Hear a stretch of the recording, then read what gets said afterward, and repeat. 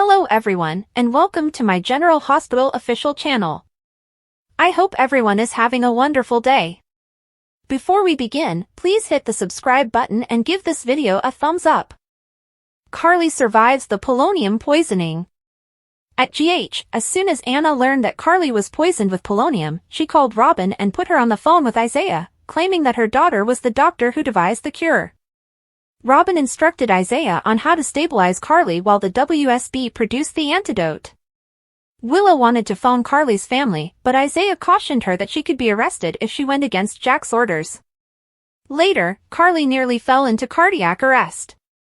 Thankfully, an agent handed Jack the antidote, so he delivered it to Isaiah so he could save Carly's life. After it was administered, Jack sat at her bedside. He got a call from Sonny, but declined it. Jack disclosed something to the unconscious Carly that nobody else knew about him. He had a heart and it belonged to Carly.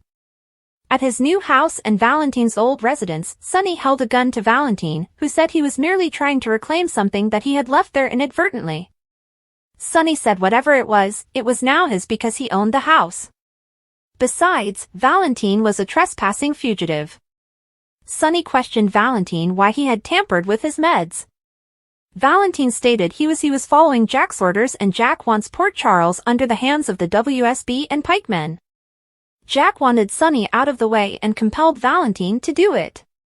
Jack claimed that changing Sonny's medicines was the most efficient approach to neutralize him and was a regular WSB practice. Valentine stated he never had a personal beef with Sonny and it was an order that he wasn't able to reject, indicating that Jack intimidated Charlotte. Valentine stated it was just business and Sonny should understand. Sonny claimed he did, but didn't care. Sonny told Valentine he should have murdered him centuries ago. When Valentine observed that Sonny was a risk to his family, the Mafia Don stated it was because of the medication issue. Valentine stated that he was still terribly sorry about it. Sonny remarked that Diane would have no issue defending him in self-defense if he shot an intruder. Valentine then sought to bargain with Sonny and promised him information regarding the fire at his penthouse. Valentine said that the incendiary device used in Sonny's apartment was not available to citizens, only to governments. Valentine then told him the bomb was manufactured specifically for the WSB. Sonny wondered whether the WSB was attempting to kill him, and Valentine answered possibly, but not necessarily. He claimed when he was in command of pikemen, a shipment of those devices went missing. He was in the middle of tracing it down when the FBI arrived for them. Valentine revealed the hitman's name was Salisky and indicated he would continue to try to kill Sonny, who then led him to depart. At WSB training, Jocelyn told Vaughn she was reading up on Easter Island so she would have something to talk about to establish that she was there when she went home. She was pleased an agent brought her phone to the actual Easter Island to transmit images back home. Vaughn informed Joss that the toughest hurdle about becoming an agent is not physical, but mental. He stated that she needed to become used to telling a good story because no one could ever know what she was really doing. Vaughn promised Joss that WSB would give whatever she needed for her cover story, including receipts, travel tickets, etc. He also advised her that she needed to realize that nothing about her life would be real anymore.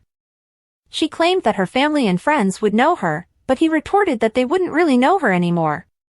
He further added that by maintaining covered tales, she would find she lived a lonely life and relatively soon she would understand that it's better to let people go than keep track of a bogus life. She inquired if that's what he did to train individuals like her.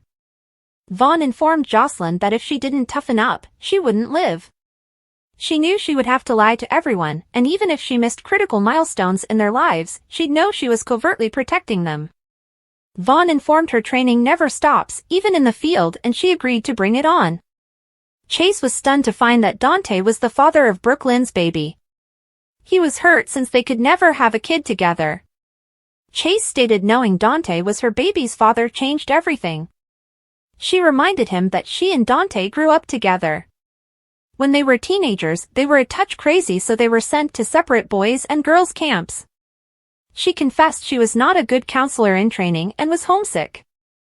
Dante would slip over to the girls' camp after lights out and they would converse, and it helped her feel like she had a tiny piece of home. One night they kissed and one thing led to another. Chase halted her, envisioning the rest. She then mentioned that Cody would cover for them so they could spend time together. She stated she also confided in Cody because she needed him to transport her to the bus station after she found out she was pregnant. Brooklyn added that she knew from the get-go that she wouldn't have been able to parent the baby since it would have been a kid raising a youngster. Chase said she made an exceedingly hard choice, but it was the correct step for the kid. Brooklyn claimed she didn't want to be like Olivia, who had Dante as a teen and raised him herself. Chase remarked that all he wanted was for them to have a kid, and now she suddenly had one with Dante. He asked if she loved Dante. She claimed that as a teen, she didn't know what love was. She didn't even love him when Carly had her try to break him and Lulu up. She just wanted the money, and if he did love her back, she could put it in Lulu's face. She had compartmentalized the whole experience in her mind and claimed it never happened. However, she was persuaded that Dante deserved better than Lulu. Chase stated that nobody gets to select who Dante cares about. Brooklyn replied that the bottom line was whatever she felt for Dante was eons ago and didn't compare to what she felt for Chase. Chase felt Dante should know he had a son, but Brooklyn thought it wouldn't be fair to upend her kid's life by finding him.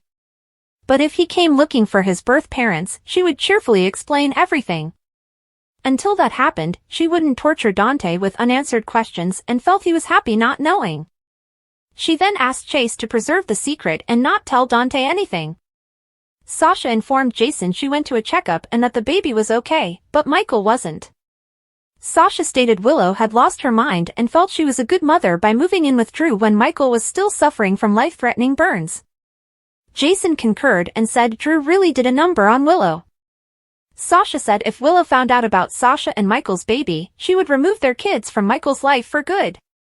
Jason promised her that they would continue to pretend that he's the father so Willow couldn't do that. He asked if she would accept his help and she agreed to because of Willow.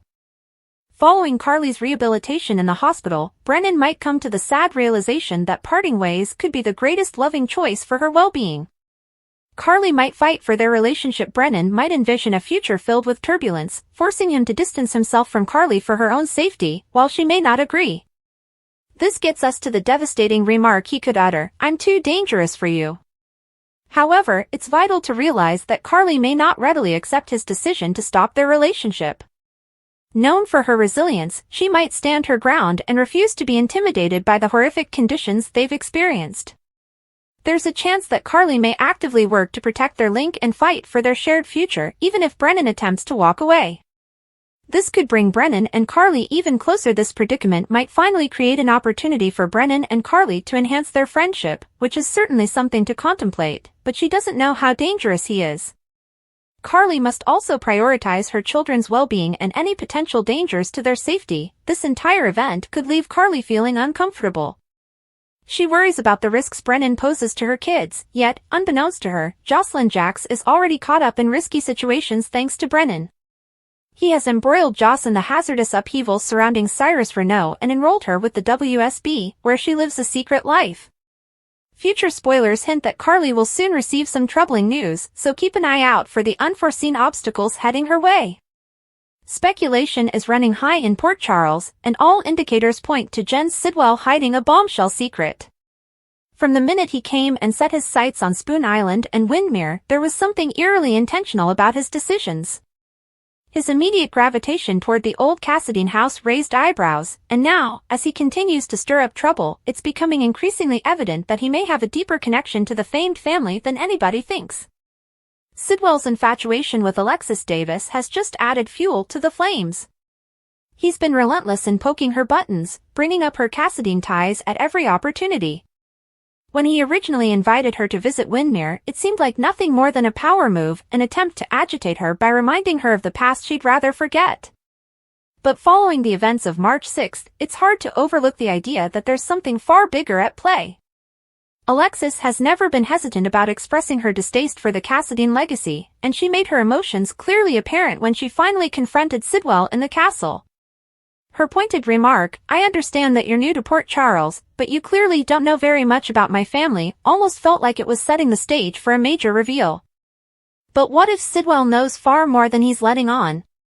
The animosity between them intensified even further when Sidwell presented Alexis with a dagger, a weapon that is assumed to be the very same one Helena Cassadine used to murder Alexis' mother. This revelation left Alexis demanding answers, and with good reason. Sidwell could claim he merely found it tucked away somewhere in Windermere, but that explanation feels a little too simple. Why would he go out of his way to find Alexis out and bring it to her? It almost feels like he's teasing her, purposely bringing her back into the darkness of her family's history. So, what exactly is Sidwell's endgame? It's possible he has some deep-seated resentment against the Cassadines, something that's motivating his behavior and feeding his fascination with their heritage. But what if the truth is even more shocking? There's every chance that Sidwell isn't merely an enemy of the Cassadines, he may actually be one of them. This wouldn't be the first time history has been changed for the benefit of a fresh tale. Over the years, General Hospital has introduced long-lost Cassadine ancestors apparently out of nowhere, adding further levels of complication to the already tangled family tree. Sidwell's behavior shows that he's not simply some outsider wanting to settle a score, he might have Cassadine blood running through his veins. If that's the case, then the actual question is, what does he want?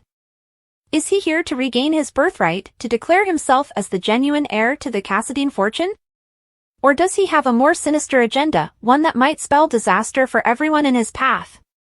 Whatever the truth may be, one thing is certain, Sidwell's presence in Port Charles is no coincidence. His preoccupation on Windermere, his strategic movements, and his continuous probing of Alexis all hint to something far bigger on the horizon. As the mystery deepens, it's only a matter of time before the horrifying truth comes to light. General Hospital spoilers, Martin's ex-wife in California causing trouble. Skye Quartermaine? General Hospital secrets and speculations hint Martin Gray's cruel California ex-wife Tracy Quartermaine created a problem with might really be a Quartermaine cousin. Skye Quartermaine hasn't been seen in over 13 years in Port Charles, so who knows what she might have done since and where she wound up. Skye was adopted by Alan Quartermaine. Skye was adopted by Alan Quartermaine, making her Tracy's niece via adoption. Her mother was one of Alan's prior girlfriends, Ray Cummings. Skye's true birth father was never revealed, and because to Tracy's meddling, it was established it wasn't Alan after all, but he adopted her as an adult child in spite of it. However, Skye was quite manipulative at times, and did her fair share of blackmail and other things, and dated some pretty awful individuals. She has a child with Lorenzo Alcazar and had affairs with Luke Spencer and Jasper Jacks, who she married. Oddly enough, there was a time when she and Ned Quartermaine dated. Skye helped A.J. Quartermaine abduct baby Christina Corinthos Davis. Skye also helped A.J. Quartermaine abduct baby Christina Corinthos Davis and was an on-again off-again alcoholic for much of her stay in Port Charles. Once she framed Sonny Corinthos for locking her in a meat locker, while in truth, she did it herself. She had roughly a dozen romances with different men, and 4 weddings that were documented so far between her period in Port Charles, Llanview, Pennsylvania and Pine Valley, Pennsylvania. She resided in London, England for a period with her mother and her daughter Lila Ray Alcazar and would be around 57 years old now. One of her affairs in Pine Valley was with Tad the Cad Martin, and she also dated Will Cortland. Skye and Tracy didn't get along, but it doesn't mean Tracy doesn't think she's useful. Since the ex-wife Tracy made trouble over living in California, as a strategy to get Martin out of town and arrested to be sent to California, it could easily be Skye. The woman is allegedly, like Martin's other ex, Blair Kramer, someone who Tracy knows, and Skye might well fit the description. The last time Skye was in Port Charles, she and Blair were together. They went on a search for a Tomas Delgado from Llanview, who looked like the Alcazars. Skye also traveled to town to attend the funerals of Edward Quartermaine and Lila Quartermaine. But she hasn't been spoken of since, possibly until now? Carly Spencer is standing at a crossroads, and the decision she makes now could alter everything. They include Michael, Carly, Curtis, Sonny, and his own brother, Jason. So, it seems obvious that Drew's demise is rapidly approaching. But, the million-dollar issue is, who will bring his comeuppance? Although the baton was assumed to be thrown to Portia when Drew's blackmailing scheme went live, there now seems to be another person he's burnt who is eager to grab the reins: his aunt, Tracy. Is Tracy the woman for this General Hospital job? Following her recent arrest and detainment due to Drew's shenanigans in the Quartermaine crypt and her rage, Tracy has begun to develop a plan to deal with Drew. She has stated to Drew in no uncertain terms her disgust for him for a number of reasons: his betrayal of Michael and subsequent connection with Willow, as well as, of course, his maltreatment of Monica. As a person who is all about family, Tracy is determined to go toe-to-toe with Drew and is now even more willing to do so as Drew is preparing to disrupt the Quartermaine crypt, which houses her beloved family members. Drew vs. Tracy, who will win? The March 17th episode brought us Martin getting detained owing to neglected financial responsibilities with one of his ex-wives. Tracy showed up mid-arrest to let Martin know that she was actually behind it. As Drew is preparing to launch his pediatric sports initiative at General Hospital and hold a press conference for it no less, Tracy could seize this opportunity to shed some light on Drew's recent behaviors as well as his plans as a congressman and what the initiative is most likely really about: Drew trying to make himself look good. AAD allies against Drew. Tracy's campaign against Drew might be through private detectives, or she could link up with the likes of Portia, Carly, Ava, and Nina, who are already calculating how they knock Drew down a peg, or several. However, with Carly at GH due to poisoning, she may be out of the ally count for now. Tracy possesses Quartermaine finances combined with familial links to the local administration and law enforcement. Furthermore, Curtis has influence through Aurora Media and may print another item about Drew, if need be. So, Tracy has the mass of Port Charles on her side against Drew, infinite cash, government allies, and a tenacity that will see her stop at nothing until the problem of Drew Quartermaine has been solved. Will General Hospital have a teen scene summer? The teens of Port Charles may be lounging around the Metro Court pool this summer. It's almost that time of the year on General Hospital. The weather is growing warmer and pretty soon the Metro Court pool will be open. Will the latest round of youngsters be hanging out there and coping with new drama? The excellent old days GH has always done an excellent job of capturing teenage soap storylines. There was the original foursome of Lucky, Elizabeth, Emily, and Nicholas. This group brought the teen turmoil and offered us first loves and meaningful friendships. Port Charles also has a devastating narrative with youths Robin and Stone. The most recent group revolved around Jocelyn and Trina. The boys in their group were initially Oscar and Cameron. After Oscar's terrible death, they added Dev, who also died, and then Spencer, who might be dead. That's a lot of death. The girls have grown up and are moving on to more adult issues, but there is a new team set to take their place. Up and coming. It's crazy to imagine that just a short time ago they were young kids and now they are teens ready to take on Port Charles. Summer is often a terrific time for soap kids to come out of the woodwork, and they usually show up at the Metro Court pool. Danny and Rocco have recently been involved in important storylines. The stepbrothers have coped with a lot due of Sam's death and Lulu's waking up from her coma. Rocco's half-sister Charlotte has come home, so it would make sense for her to start hanging out with the lads. Before she was on the run, Lulu's kid had gotten close with Jake, Danny's half-brother. He is away at art school, but could come home for the summer. Charlotte could use a bestie and Georgie meets the bill. The moms are closest friends, so why not their daughters? The gang might be completed out by Jake's half-brother, Aiden, and his current boyfriend, Tobias. The young folks of Port Charles may get themselves into all kinds of trouble and generate new love stories. It may be a fun summer. Are you looking forward to some teen angst? Let us know in the comments section. General Hospital spoilers: Laura can't detach herself from Sonny. General Hospital spoilers indicate that someone has turned a page, but is it enough for her to change the way that she operates altogether? That's what a lot of fans want to know. General Hospital spoilers: Laura can't detach herself from Sonny. Of course, we are talking about Major Laura Collins. She surely has our vote. That's because she's been working on a project that will bring jobs to this fictional town of Port Charles. Not only that, but she also wants to enhance tax revenue for the city.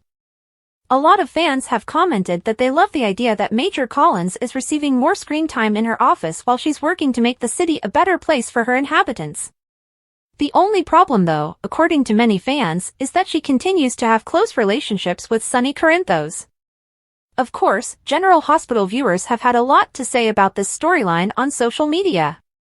Some have even remarked if she could detach herself from Sonny, professionally, she'd be almost a perfect mayor.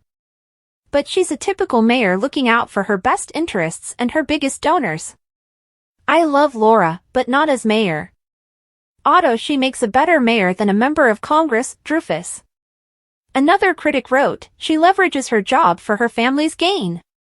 She's the mayor a lot of us already have. General Hospital spoilers, what's next for Major Laura? But let's be honest, Laura truly cares about the city and she seems to have a far better grasp on what's occurring on the waterfront than Laura. She has my vote too. And then there was this comment as well, it was Drew working with Jordan that got the whole Esplanade project rolling. All Laura did was step in to make sure they didn't pull the criminally operated warehouses out and beautify the worst area of the city while eliminating the criminal element. But points for putting a positive spin on this story. It has been lovely to have her somewhat involved in local developments even if kind of corrupt. General Hospital spoilers, Carly's brain damaged and will never be the same. General Hospital spoilers say that Carly's brain is injured and regrettably, she will never be the same anymore. General Hospital spoilers, Carly's brain damaged and will never be the same according to the latest spoilers, it seems like Carly doesn't have long before the poison in her system does it work. Will she survive the attempt on Brennan's life? That's what fans want to know. As many General Hospital viewers are aware of, Carly took a drink of poisoned champagne that was meant for Brennan. But now she's in the hospital battling for her life. And sadly for the lovely blonde, things just won't be the same for her ever again. But as everyone in the soap opera world knows, you can always expect the unexpected, and even during the most terrible of circumstances. Carly might not have drawn her last breath yet, but her life is going to change as she and everyone else knows it. Of course, the internet surely did have a lot to say about the topic. Some have even remarked with, I hope Carly wakes up but Sonny needs to get rid of Valentine. Robin needs to come to help her. Bring Robin back for a visit. General Hospital spoilers, Carly might not have taken her last breath just yet, another critic wrote, well, the antidote is here unless Carly has more peril in store for her. Carly had better survive. No reason to watch GH if Carly isn't there. And then there was this comment as well, so Carly very essentially saved Brennan's life twice now. But I have a hunch that she's not going to die. She can't die. The show just wouldn't be the same without her and everyone knows that. Brennan's mission, Jason's payback, Tracy's threat, Nina's warning. Jack Brennan will be a man on a mission, while Jason Morgan will guarantee a retribution scheme goes through. Plus, Tracy Quartermaine offers a threat, while Nina Reeves has a warning. What might fans expect throughout the episode? Time to find out! A man on a mission. General Hospital spoilers hint that Brennan will be focused on getting something done. There's a clip during tomorrow's teaser that shows him near Carly Spencer's hospital bedside. As he gets up to go, she'll question where he's off to and he'll comment, to make sure this doesn't happen again. He knows Valentine Cassadine is behind this, so one would expect that the on-the-run criminal would head out of Port Charles ASAP, but that won't be the case. The promo film depicts Valentine with Laura Collins, as he reminds her that she needs to realize what she's up against. Speaking of Laura, she'll try and use her power of persuasion, but is this about Valentine or will she use this skill on someone else? Payback time. Meanwhile, during General Hospital's promo video for tomorrow, Sonny Corinthos is shown in a hospital hallway talking to Jason. Spoilers add that the mob boss is set to get awful news, so it looks like Jason will phone Sonny and warn him about Carly's medical problem. Both men are sporting some serious faces in the film, as Sonny tells his right-hand man, make sure Brennan finishes the job. Jason agrees, so it looks like Stone Cold is going to make sure that Valentine gets taken out for his role in Carrie's poisoning. But will Valentine receive what's coming to him or will he escape before he meets Jason and Brennan's wrath? A threat, a warning. Over at the Quartermaines, Tracy threatens Drew Quartermaine tomorrow. During the General Hospital preview, she informs her nephew that if he battles wits with her, she'll win every time. Does Drew comprehend what he's gotten himself into? In other news, Nina Reeves will warn Willow Tate Corinthos. General Hospital spoilers suggest that Nina will give an offer to her daughter, hoping she'll accept it.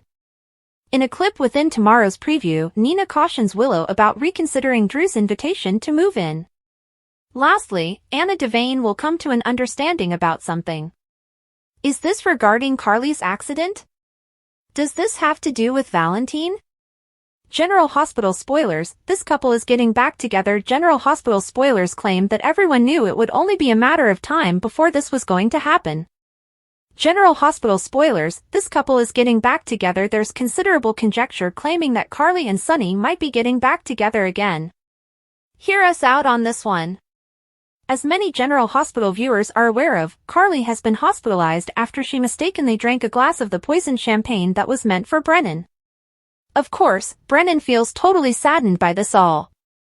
While there was some speculation suggesting that a new, passionate romance was going to bloom between the two of them, it looks like Brennan is going to alter his mind and leave Port Charles for good. That's because he feels bad that Carly was almost killed and that he is partly to blame. None of this would have happened if he were more vigilant at home. General Hospital spoilers now predict that this might drive Carly and Sonny to get back together again, especially if it's discovered that Brennan was pikeman all along.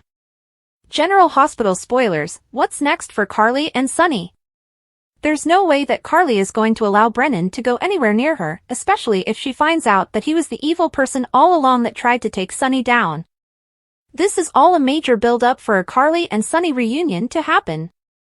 While some people might be against the concept, there are a whole lot of General Hospital fans out there that realize Carly and Sonny have always been meant to be with one another, through the good times and the bad. Now, it's just a matter of time before the truth comes out and Brennan is forced to walk, and if not also flee away. Valentine gives Sonny big info and Jack gives Carly his heart. Catch up on all the events of today's General Hospital. Lucas Jones wakes up in his Miami hotel room to find Marco getting out of the shower. He recalls nothing past leaving the bar the night before, so Marco fills him in. He reminds him about them chatting, and Lucas revealing his sadness. He also assures Lucas that nothing more than a kiss happened between them. He walked Lucas back to his room and he got sick on him before they made it inside. Marco stuck around to make sure that Lucas didn't get sick again in his sleep. Before leaving, Marco gives Lucas his number. Meanwhile, Brad Cooper is also in the same hotel talking to Stella Henry about how he botched things with Lucas. She gives him a pep talk, and as he goes to visit Lucas he sees Marco leaving his room. Vaughn is giving Joss the rundown on life as an agent. Jocelyn Jax is still training to be a WSB agent unbeknownst to her family. They assume she is liking Easter Island and therefore she is investigating the location so that she can talk about it once she comes home. Vaughn, her trainer, knocks on her home and the two have a conversation about real life as a WSB agent. He warns her that every single day would be packed with trials and deceit. She'll eventually cut people out since it's easier than keeping up with the lies she'll be telling. Joss adds that she doesn't care because she'll know that she's genuinely working to safeguard those that she loves in the long term. Sasha asks Jason about Carly. Sasha Corbin grabs Jason Morgan for a conversation. She tells him that she's afraid about Willow Corinthos finding out that Michael Corinthos is the father of her kid. Their divorce has gotten so acrimonious that she believes that Willow would probably utilize it in their custody battle.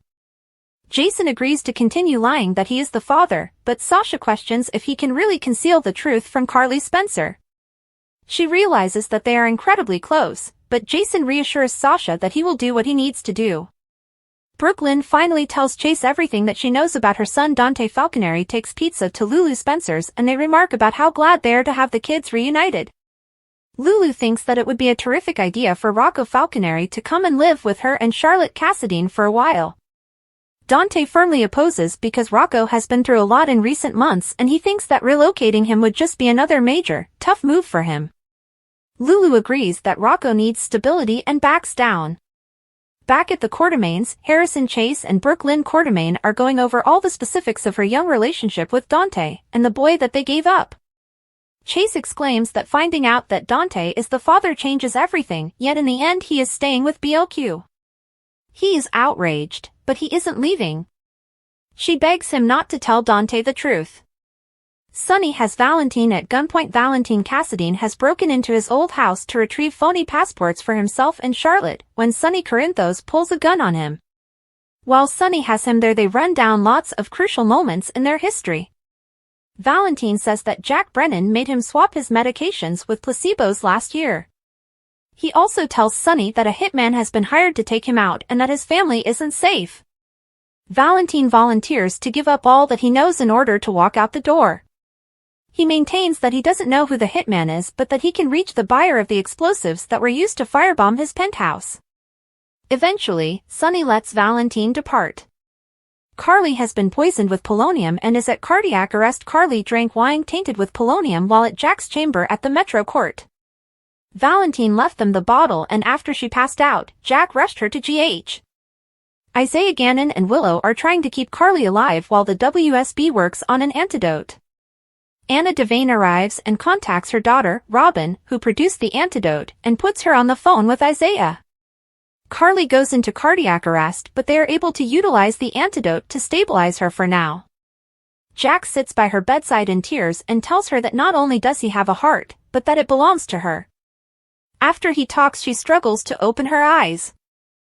Thanks for watching. If you like this video, so please don't forget to subscribe my channel and don't miss any update.